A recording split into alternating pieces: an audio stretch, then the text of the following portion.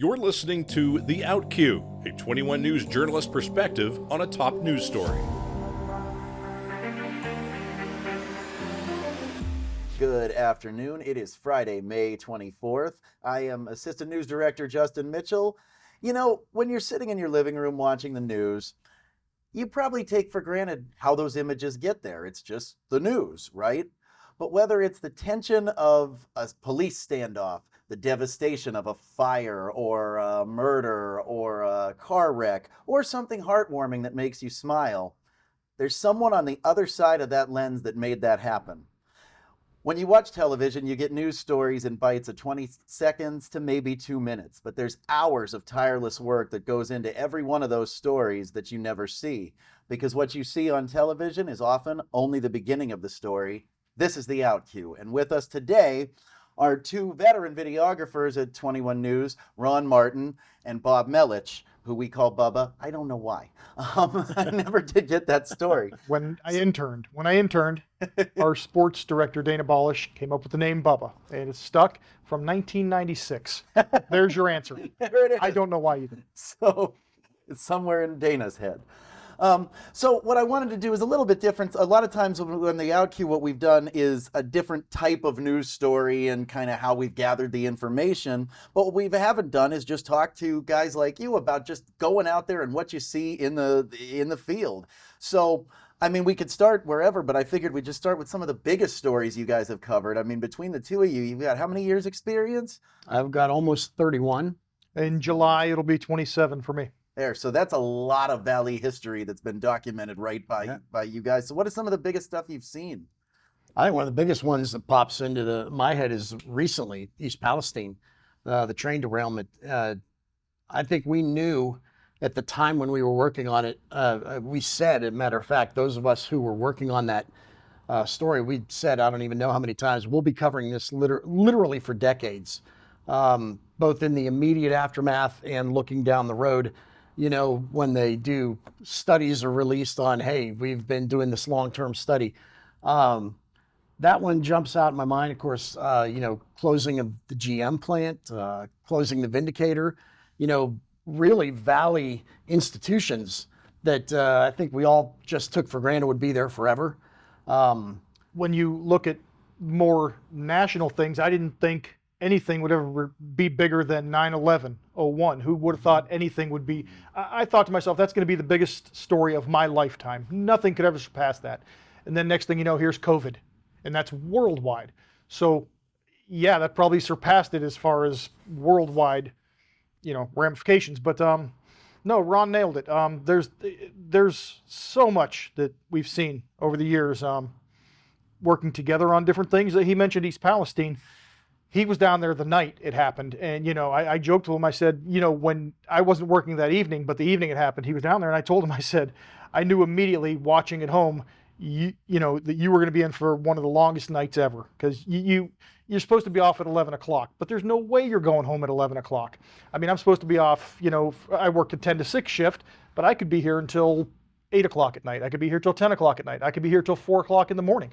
We simply don't know what's going to happen and if we're going to get stuck. And I guess that makes it kind of crazy at times, but also makes it interesting at times. You don't know what you're getting into day to day. And, mentioning East Palestine, and then that night, Ron, you had gotten there early enough that they hadn't completely closed everything off yet. So you had shots of troopers going door to door and evacuating people. Yeah. Now, number one, those are some iconic shots. But number two is the danger in that. I mean, nobody really knew what they were running away from. And you guys are among the people running right towards it. I think in a situation like that, I kind of look at what the experts, the first responders, if they're running, I'm going to follow them, matter of fact, we used to always get a kick out of a couple of guys on the bomb squad. Used to have on the back of their bomb squad shirts, if you see me running, follow me. There's a lot of truth to that. So, in a case like that, one of the things I remember, a couple of things I remember about that night was it was 8 degrees outside. I mean, it was bitterly, bitterly cold. And they're starting to evacuate people. Where are you going to go? They had a plan to take people to the high school, but in a situation like that, people really turn to the news to find out, hey, what's going on? You know, whether it's people stopping us in the street, people turning on our channel, going online, people are desperate for information. And a lot of times we're the conduit for that information because the first responders, police, fire, whoever, they don't really have the opportunity to talk to people one-on-one. They rely on us to get their message out there. So, you know, that was a developing story. And in the back of your mind, you do think about things. I mean, we could definitely smell something in the air. And I remember talking to the state trooper. We were kind of like, you know, should we actually be over here? And later I found out one of the things that we smelled was malt liquor that was on the train, and it was boiling, and you know the bottles were bursting and stuff. And afterwards, you're kind of like, yeah, that's what that was, you know. But you never know in certain things. There have been times. I remember another train accident that happened in Salem, and we could smell something really kind of like this burning smell. And one of the firemen down are like, we better back up. And I was like, yeah, good idea. You know, we all kind of just took off because you don't know what those trains are carrying. We've had similar things happen on the highways where a tanker truck overturns, you know, and somebody's got to find out what was it carrying. Is it something that's toxic or dangerous? You know, so you never know. And I would say one of the things I've learned in this job, you get a healthy dose of respect for the firefighters, the police officers, the people who really go charging into danger, because we rely on them too a lot of times. You know, if we're out, we're like, hey, is it safe for us to be here? You know, first of all, Ron killed it the night of East Palestine. He was everywhere down there, everywhere he could be, probably trying to get to some places he couldn't be, and he did a phenomenal job that night. The weekend hit, and Monday they're going to blow the train cars. We were both down there when that happened, and I don't want to speak directly for him, but while that plume of smoke's going up, I'm thinking to myself in my head, you know, I feel like I'm a little too close to this. Now, 200 yards closer are all the firefighters without their PPE and everything. So I say, okay, I feel like I'm too close. But again, like he said, I'm looking at them. And I said, okay, well, maybe I'm okay. And then Erin Simonek got on scene, and I was with her that night for a little bit. He was with her for another story, getting interviews. At one point, we're in the car, and we're like, maybe we should just back the car up a little more, just seeing it and smelling it. And who knew? No one knew at the time. And you know, do we still know today? Yeah, We funny know little more story. than we knew, but we don't know. Right. Still. That day, as a matter of fact, when they did the intentional burn, I was on my way down there with Erin Simonek, and we were following GPS instructions because some of the roads were closed. Took us down this road, and I was like, where are we? You know, I've never been down this road before. And we ended up inside kind of the cordoned off area when they torched that thing. And it was going up, and, you know, the news photographer in you kicks in. You're like, all right, well, let's get a couple quick shots, and then we'll get out of it. And we actually came driving up the hill, and all the firefighters were looking as we came up. Like, Yeah. Who is that, and why are they here? and there's a picture from the Associated Press that ended up on the front page of the New York Times of our news car coming up the hill with the giant plume behind it, you know. And Don't lie, you planned that. You wanted the right. So logistically, I mean, you mentioned like tanker trucks when they turn over, but even your run-of-the-mill, you know, smaller car crashes that you're just checking out, you've got safety things to consider. I mean, you're finding places to pull over on the road and things that people don't consider. But then there's a human element to all of these stories. always. What are the hardest stories to cover? Let me do that first of all. Yeah. And as soon as you said the hardest stories to cover, this came back in my mind immediately. And I'm not going to name names because I don't know names. Sure. But it was called in as a pedestrian hit by a car, and it turned out it was a young child on a bicycle. And the person who hit him was a Marine with another friend of his home on leave for a weekend. They were in a Jeep. The kid just shot out of his driveway. There was no way. They weren't to blame. The officers on scene were telling us they're not to blame. They hit this kid. Unfortunately, the kid passed away. But just seeing the Marine sitting by the curb, just bawling his eyes out, because he's gonna be living with that. It's not his fault.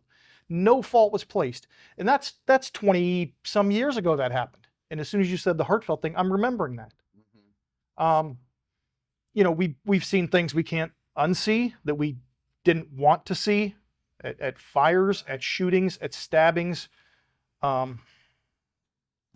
Yeah, I think what he said, anytime there's a child involved, I think it hits you in a way that, it's bad when adults are involved too, but when there's a child involved, it just, it's beyond horrible. And, one of the things, hands down, the hardest part of this job is you encounter people when they're having the worst day of their life. Yeah.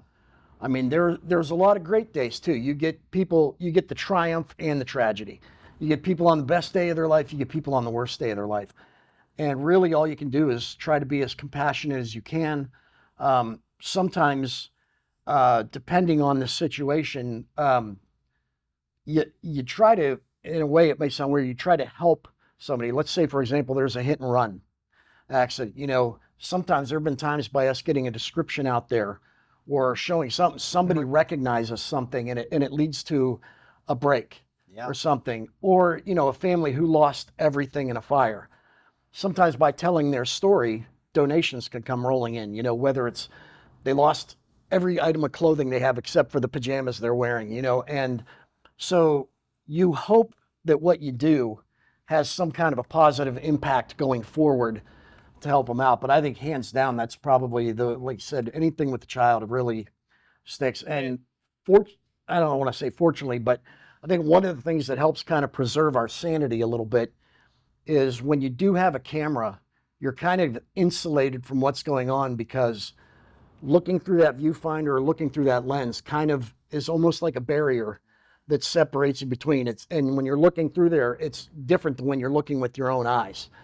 And sometimes it's the things that you remember are the sounds and the smells and those kind of things, even more so sometimes than the visual, just because you're so concentrating on looking through that viewfinder and what you're doing. There are things that will always trouble me. I go to scenes of different things, and I've become desensitized to these, where just a normal person on the street would be losing it, would be crying and bawling, and I'm there realizing, wait a second, I kind of have to hold it a little bit together here. And yes, that's horrible, but I need to, number one, not put anything on TV that I don't want to be on TV. When I get to a scene, I'm checking with any first responders, anyone who has the road closed off. Do we know, is this fatal? Do we know, is there still a person inside there? Because I don't want to get close enough to show that on TV. If that gets on TV, that's very unfortunate. I don't want to see that. And it would be, obviously it's disrespectful to people involved, and it's excessive. But even that point that you make there, we don't show it on television because you guys have to see it. Right. Well, and I'm sure Bob's run into this too. I've had many conversations at a scene with state troopers or police officers. When we started, you may go shoot a scene and it doesn't get on the air until hours later. Well, nowadays, the troopers, the police officers who are responsible for notifying next of kin, let's say, they are literally in a race against time from Facebook, Twitter, or X, let's say. They used to have a little bit of time where they could gather their thoughts, go notify people. Now they don't have that luxury, because people do it sometimes. We tend to have a code of ethics we follow. There's certain things we don't show. But I can tell you different times I can remember a scene where somebody just coming along sees something. It'd be a body laying, and they take a picture of it without thinking and plaster it out there for the whole world to see. You can't do it. You can't cannot do that. There's a perception that we, show bodies and stuff like that. We actually don't. It's become a big issue. The internet's changed a lot of what we do too, but that's become a big issue for police officers and people, anybody that might see this, that might be in that situation. Hey, help them out and use your head a little bit and some restraint and pump the brakes a little bit. A troubling thing that I've run into at times when there's been fatal shootings or stabbings and the victim is still there on scene. A lot of times, if it's nice in the summertime, people will come out of their homes. They'll gather. They'll stand around where it's taped off. And a lot of times they'll have their 4 and 5-year-old children out there. And I'm thinking, I don't want to blast anybody here, but I'm thinking to myself, what are you doing? Get your kids away from this. They don't need to see this. But it almost, as crazy as it sounds, it almost becomes like an event. Mm-hmm. There's a dead body here. Everybody wants to see what happened. And that troubles me. That will never not trouble me. Yeah, No, absolutely. I mean, this is well, and you guys have both touched on the ethics that are involved, because there is that perception, like, oh, the news rolls up with a camera, and there's almost that vulturous idea that people have, and they have no idea how much different it is from between what an amateur might do on social media versus all Sure. of the thought that we put into it. And the internet does speed up our timeline too. But I mean, I don't release a name unless I know next of kin has been notified. I don't want them finding that out on the news. There's images that we don't show. I think part of the problem there is that when people see things on social media and they also get their news on social media, they just remember they saw it on social media, and then they blame respectable outlets. Yeah, it can blur together. Yes, it just blurs. And we're held to, being on a broadcast station, we're subjected to FCC regulations. On the internet, it's like the Wild West. Right.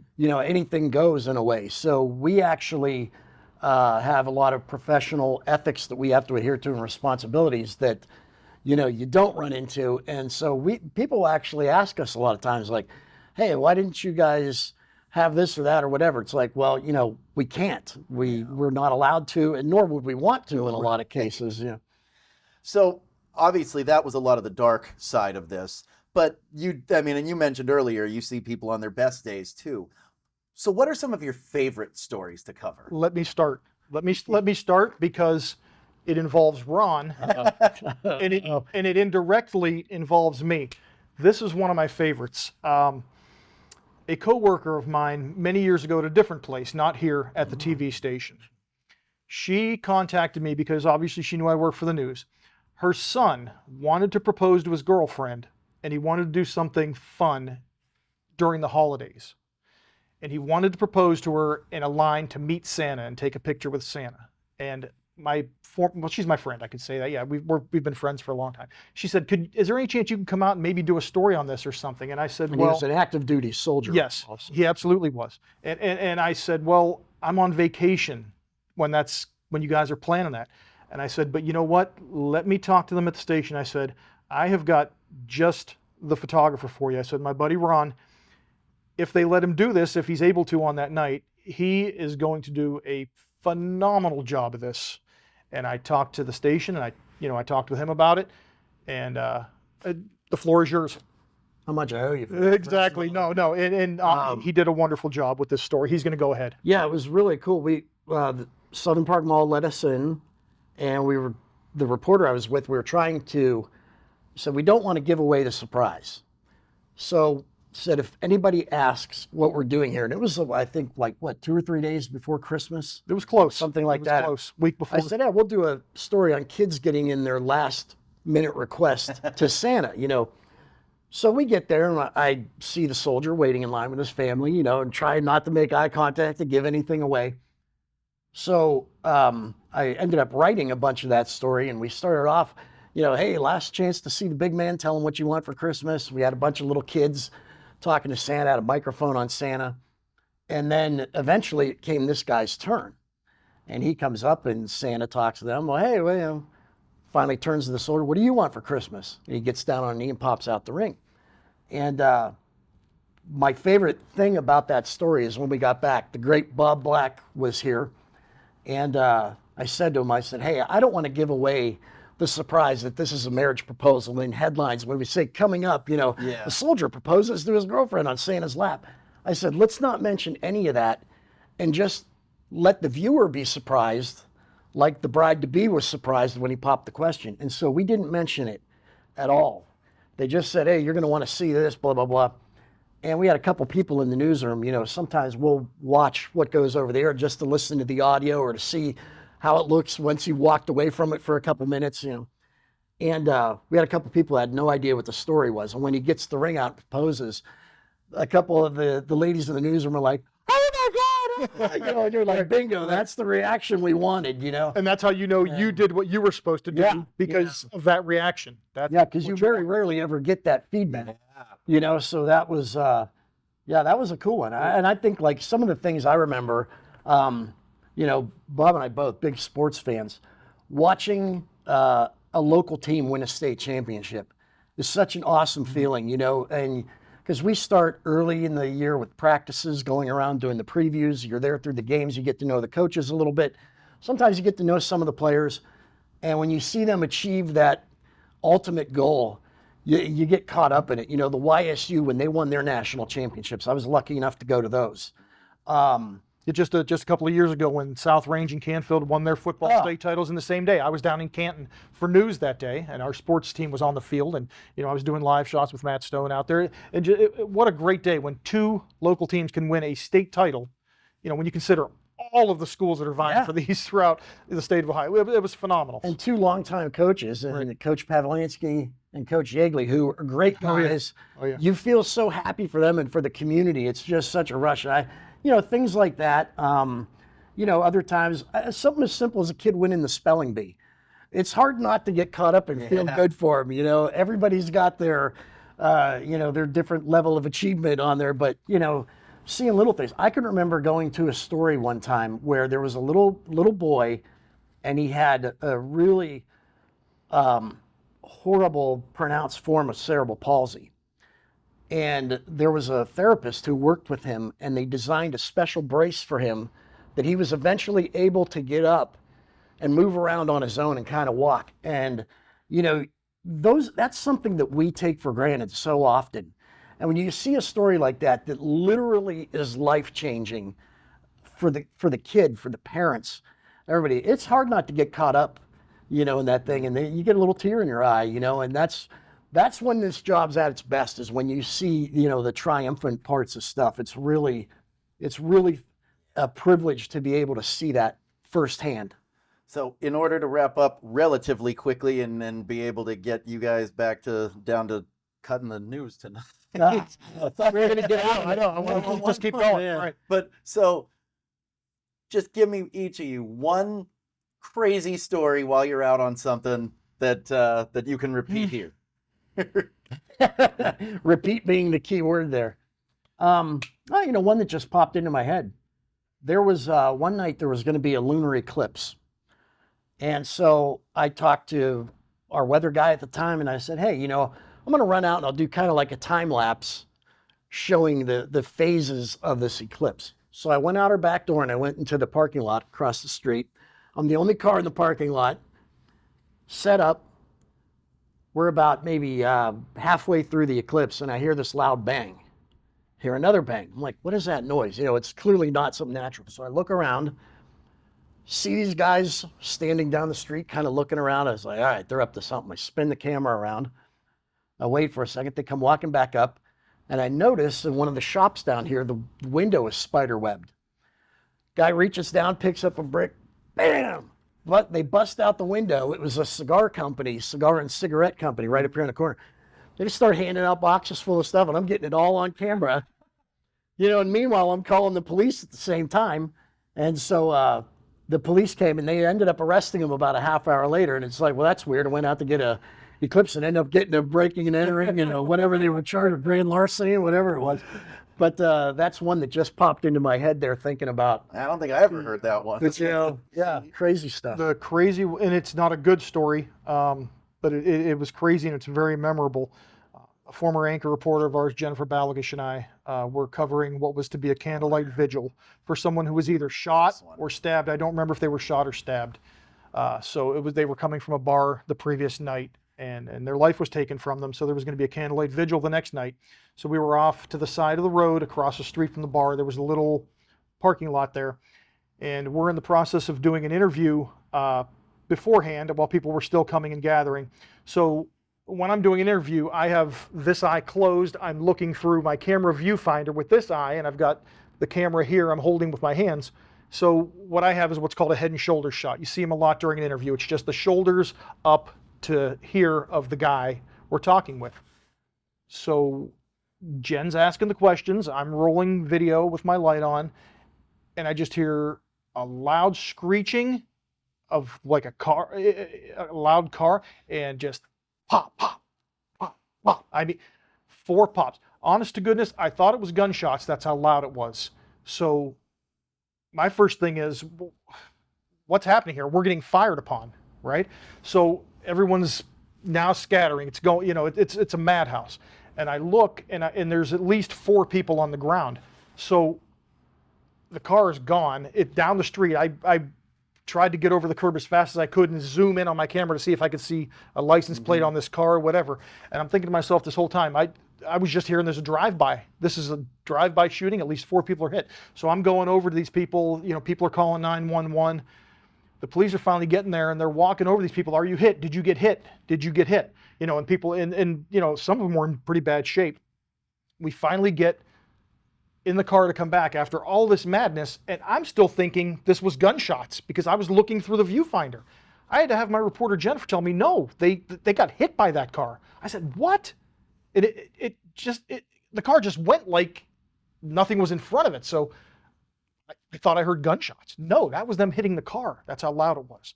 I think all 4 people survived, and that was probably over a decade and a half ago now, if not more. And that's just how crazy it can be. You don't know day to day what you're going to do. It's what makes it unsure sometimes, and you got to be a little cautious. You got to watch where you are. You got to watch who's around. You got to try to stay by law enforcement if they're there. But it's also what can make the job interesting. I've going on 27 years here. I could go to something here in a half hour and see something that I've never seen in those 27 years. A quick one, just to say how crazy this job can be. The weird situations you get put into. Back when they opened up Jacobs Field, the very first game at Jacobs Field for the Indians, Mike Ackelson and I go up there to cover the game. Well, they invited President Clinton to come throw out the first pitch. So we're there for probably about 7 innings, and then we're looking, all right, we got to get back to Youngstown. So we're leaving, and we're walking down through the tunnel. There's the presidential limo. Oh, cool, there it is. Well, all of a sudden, here comes the Secret Service, and they're like, gentlemen, need you to put your equipment down and stand against the wall just for a moment, blah, blah, blah, be with you, and be out of here in a second. All right. So we're like, oh, he must be coming down. So we put our stuff down. Here comes President Clinton to get in the limousine. Well, right about then was March Madness, and Arkansas was in the Final Four. And I come from a family of talkers. It's hard for us to keep our mouths shut sometimes. And so I'm like, when am I ever going to get a chance to maybe talk to a president again? So I'm like, I'm going to go for it. He's getting in the car. I said, hey, Mr. President, how about them hogs? And he was just about to get in the car, and he pops up and he goes, hey, he comes around and he starts down, hey, let me tell you something about them. Blah, blah, blah. And he starts breaking down their starting lineup. Gives us that. I'm like an Ackelson. I'm like, take notes. And he gives us this whole analysis of the Final Four. And he's like, hey, blah, blah, blah. And then he's like, all right, we'll see you fellas. And he jumps in the car and goes off.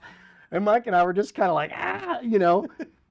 but it's where, you literally never know whose path you're going to cross. Those just surreal moments where you just look around and go, wait, did any of that really just happen? Oh, yeah, we were laughing all the way back to Youngstown. And as well as we know, there's stories within that we can't, not for broadcast. Viewers can figure them out. Some of the funny things, right. But we've got some stories that if you ever catch us one-on-one off of TV. You ever see us at a party, we can there's a few. entertain. Yes.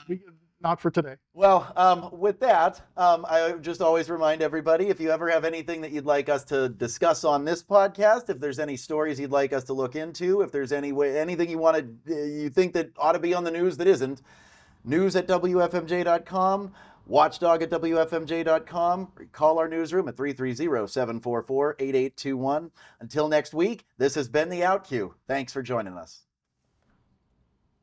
We clear?